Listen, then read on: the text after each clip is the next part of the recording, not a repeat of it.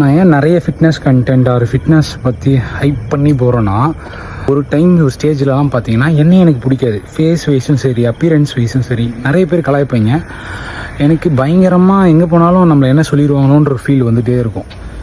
ஆனால் சரி, at least ஃபிசிக்கை change பண்ணால் உடம்பாவது நல்லா இருக்குன்னு சொல்லுவாங்களேன்னு சொல்லிட்டு தான் ஜிம்குள்ளே போனேன். ஃபிட்னஸ் பண்ண ஸ்டார்ட் பண்ணேன், ஹெல்த்தியாக சாப்பிட ஆரம்பித்தேன்.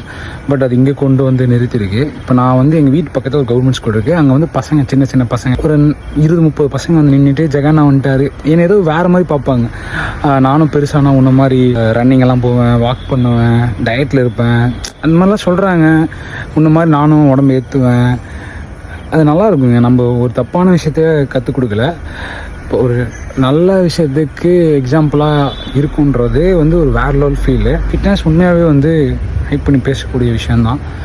அண்டு நெக்ஸ்ட் ஜென்ரேஷன் பீப்புளும் நம்மளை பார்த்து இந்த மாதிரி சொல்ல ஒரு எக்ஸாம்பிளாக பார்க்க சொல்ல, என்னையே எனக்கு பிடிக்காமல் இருந்த ஸ்டேஜ் போயிட்டு இப்போ இத்தனை பேருக்கு என்னை பிடிச்சிருக்குன்ற ஸ்டேஜ் கண்டிப்பாக ஃபிட்னஸ். ஸோ இதை எப்படி ஹைப் பண்ணாமல் பேசாமல் இருக்குது, அதை பற்றி நான் பேசிட்டு தான் இருப்பேன்.